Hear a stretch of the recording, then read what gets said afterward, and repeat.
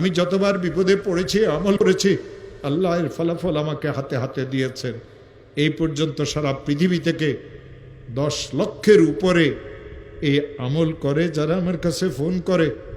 Africa থেকে, America থেকে, London থেকে 9 লক্ষের উপরে তো মানুষেরা এই আমলের শেয়ার করেছে।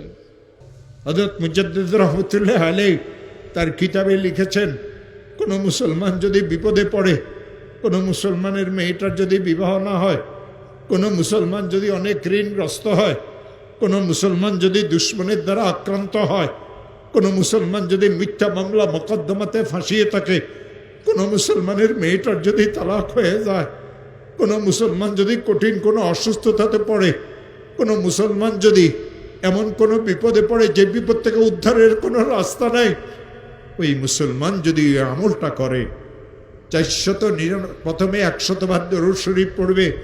যেই দরুদ শরীফ সে পড়তে জানে, ইশারের নামাজের শেষে ঘুমের আগে পড়বে আল্লাহুম্মা সাল্লি আলা সাইয়্যিদিনা মুহাম্মদ 100 বার।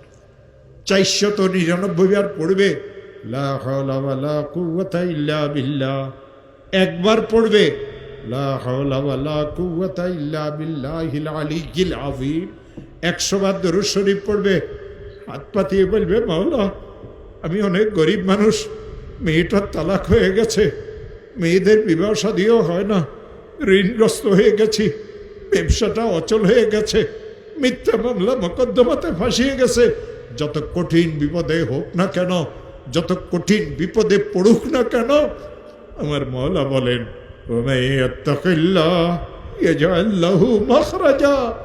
আমি তার জন্য উদ্ধারের রাস্তা করে দেব। ও আমার প্রিয় ভাইরা, এই আয়াত আল্লাহ সূরা তালাকে নাজিল করেছেন। কেন সূরা তালাকে আয়াত নাজিল করেছেন জানেন? ইসলাম ধর্মে সবচেয়ে নিকৃষ্টতম জায়েজ হলো এই তালাক। এই তালাকের কারণে 2টা পরিবার ধ্বংস হয়ে যায়, মাসুম বাচ্চাদের জীবন ধ্বংস হয়ে যায়। এই তালাকের কারণে মানুষদের অবস্থার এমন সৃষ্টি হয় যে সে বর্ণনাও করতে পারে না। বড় বোনের তালাক হয়ে গেল, ছোট বোনগুলি বিবাহ আটকিয়ে গেল। নিশ্চয় মেয়েরা খারাপ, নাইলে কেন তালাক হইল? জামাইকে দেখতে তো অনেক ভালো লাগে। আমার প্রিয় ভাইয়েরা, এই মেয়েটা শ্বশুর বাড়িতে শান্তিতে ছিল না, বাপের বাড়িতে যতদিন ছিল ঘরের কাজ কামে মেয়েকে করা লাগতো। শ্বশুর বাড়িতে যাওয়ার পরে এই মেয়ের এত কষ্ট হয়, কাউকে খুলিয়ে বলতে পারে না। বাপ গরিব মানুষ, বাপের কাছেও বলতে পারে না, নীরবে সহ্য করে। যৌতুক নামের এক অভিশাপ মুসলমানদের ঘরে ঘরে ঢুকেছে। ইসলাম ধর্মে যৌতুক হারাম, ইসলাম ধর্মে যৌতুক হারাম। ব্যয়বাড়ির চেয়ার কুর্সি, ব্যয়বাড়ির ডাইনিং টেবিল, ব্যয়বাড়ির থেকে খাট নিয়েন না মুসলমানেরা। শুকুরের গোস্ত, শুকুরের গোস্ত, শুকুরের গোস্ত। যৌতুকের অর্থ আর মাল এই 2টা সমান। ওই মুসলমান যৌতুক দিতে পারে, ওই মুসলমান যৌতুক নিতে পারে যে মুসলমান দাবি করার পরেও শুকুরের গোস্তকে চাবাই চাবাই খাইতে পারে। ইসলাম ধর্মে যৌতুকের কোনো অধিকার নাই, আল্লাহদের নাই অধিকার, রসুলদের নাই অধিকার। এই যৌতুকের জন্য মেয়েটার উপরে জুলুম হয়, মারাও হয় এ মেয়েদেরকে, এ মেয়েদের হাত পা পুড়িয়েও দেওয়া হয়, এ মেয়েদের মাথার চুলও কাটিয়ে দেওয়া হয়, এ মেয়েদেরকে ঘর থেকে বাহিরও করিয়ে দেওয়া হয়, ল্যাপটাকে রাত্রিবেলাতে শীতের সময় টানিয়েও নেওয়া হয়। মেয়েটা ছটফট করে, মেয়েটার জন্য ঔষধ আনে না। ননদদের জুলুম অত্যাচার তো আরো বেশি, শাশুড়িও জুলুম অত্যাচার করে, ননদেরা জুলুম অত্যাচার করে। আর ঘরের অন্য বড় বউ যদি থাকে, সবাই বলে এই নিস্তি মেয়েটাকে আনার পরে ঘরের সব খায়রে বরকত চলিয়ে গেছে, আমরা তো আগে খুব ভালোই ছিলাম। এই মেয়েটা সহ্য করতে পারে না, বাপের বাড়িতেও যাইতে পারে না। একসময় মেয়েটাকে তালাক দেওয়া হয়, মেয়েটার চোখে পানি থাকে, কলিজা ভাঙ্গিয়ে চুরমার সারখার হয়ে যায়। এই মেয়েটা একসময় বাপের বাড়িতে ফিরিয়ে আসে, আত্মীয় স্বজন আগের চোখে আর এই মেয়েটাকে দেখে না। ও আমার প্রিয় ভাইয়েরা, যতদিন আব্বা আম্মা আছে মেয়েটার হয়তো কষ্ট হয় না। বাপ জন্ম দিয়েছে কিছু বলে না, মা পেটে ধারণ করেছে কিছু বলে না। এই মেয়ের আসল কষ্ট তো সেই দিন শুরু হবে যেই দিন এই মেয়েটার আব্বা আম্মা মারা যাবে। এই ঘরে সে জন্মগ্রহণ করেছিল, তালাকের কারণে ভাবিরা এই মেয়েটাকে কাজের বউ আর কাজের মেয়ে পরিণত করিয়ে নিবে। ঘরের সমস্ত কাজে মেয়েকে করা লাগবে, যেটা পারে সেটাও তাকে করতে হবে, যেটা পারে না সেটাও করতে হবে। খাবার যেটা পচা বাসি তাকে খাইতে দেওয়া হবে। একসময় মেয়েটা বিছানায় পড়িয়ে যাবে, অসুস্থ হয়ে কাতরাইতে থাকবে। ভাইদেরকে বলবে, ভাই আমার তো আর সহ্য হয় না, আমার জন্য একটা ওষুধের ব্যবস্থা করো। ভাইয়েরা বলে, তোর মরিয়ে যাওয়াটাই উত্তম, তোর কারণেই তো আমাদের পরিবারের এই দুর্দশা। তোর তালাকের কারণে আমার 3 মেয়ের বিবাহ হয় না। লোকেরা বলে, যার ফুফুর তালাক হয়েছে তার ভাইজিরা কোথায় থেকে ভালো হবে। এই মেয়েটার জীবনটা দুর্বিষহ হয়ে যায়।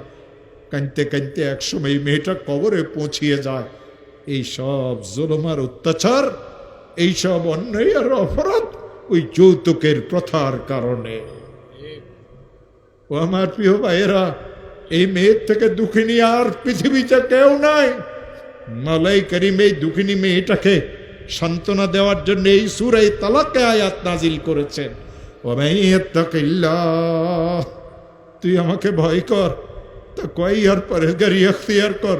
যে মহা বিপদে তুই পড়েছ, আমি আমার কুদরতের দ্বারা তোকে এই বিপদ থেকে উদ্ধার করব। ইয়াজআল্লাহু মাখরাজা। এখানে রিজিকের অর্থ মুফাসসিরিনেরা, স্বামী লিখেছেন, মুফাসসিরিন লিখেছেন, আগের জামাই তোর উপরে জুলুম অত্যাচার করতো, আমি তোর জন্য এর থেকে ভালো স্বামীর ব্যবস্থা করিয়ে দেব, মৃত্যু পর্যন্ত যেই স্বামী তোকে কোনো কষ্ট দিবে না। ওয়ারযুকহু মিন হাইসু লা ইয়াহতাসিব। খোদার কসম করিয়ে বলি, আমি এই আমল নিজে করেছি। হযরত পালনপুরি আমাকে আমল শিখাইছেন। তিনি বলেছেন, মাওলানা আমি যতবার বিপদে পড়েছি আমল করেছি, আল্লাহ এর ফলাফল আমাকে হাতে হাতে দিয়েছেন। এই পর্যন্ত সারা পৃথিবী থেকে 10 লক্ষের উপরে এই আমল করে যারা আমার কাছে ফোন করে। আফ্রিকা থেকে, আমেরিকা থেকে, লন্ডন থেকে 9 লক্ষের উপরে তো মানুষেরা এই আমলের শেয়ার করেছে। ও আমার প্রিয় ভাইয়েরা, পুলিশের বড় বড় অফিসারেরা তারা এই আমল করিয়ে বিপদ থেকে মুক্তি পেয়েছে, আলেম ওলামারাও মুক্তি পেয়েছে। আমি মুসলমানদেরকে আমল কেন শিখাই? আমি লম্বা ওয়াজ করতে পারি, বুড়া হয়ে গেছি, হাঁটতে পারি না, 75 বছর আমার বয়স শুরু হয়ে গেছে, আমি ল্যাংড়া মানুষ, কিন্তু বয়ান করাইতে দিলে 5 ঘন্টা আল্লাহর রহমতে বয়ান করতে পারি, আমার কোনো কষ্ট হয় না। বুখারী শরীফ যখন পড়াইতে বসি দৈনিক আমি গড়ে 6 থেকে 8 ঘন্টা আমি বুখারী শরীফ পড়াই, আমার আল্লাহর রহমতে কোনো কষ্ট হয় না। কিন্তু স্টেজ থেকে নামতে ল্যাংড়াকে 3 জনে ধরিয়ে নামাইতে।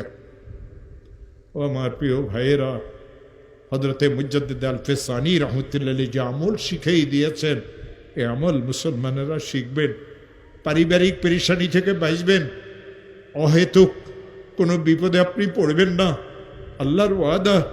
এই জন্য রাসূল বলেছেন, ও আমার উম্মতেরা, ইন্নী লা আ'লামু আয়াতান, আমি একটা আয়াত জানি, ইন্নী লা আ'লামু আয়াতান, আমি একটা আয়াত জানি, লাউ আখাযান নাসু বিহা লাকাফাতহুম, মানুষেরা যদি আয়াতকে সত্য করিয়ে ধরে, এই আয়াত তাদের দুনিয়া এবং আখিরাতের জন্য যথেষ্ট হবে।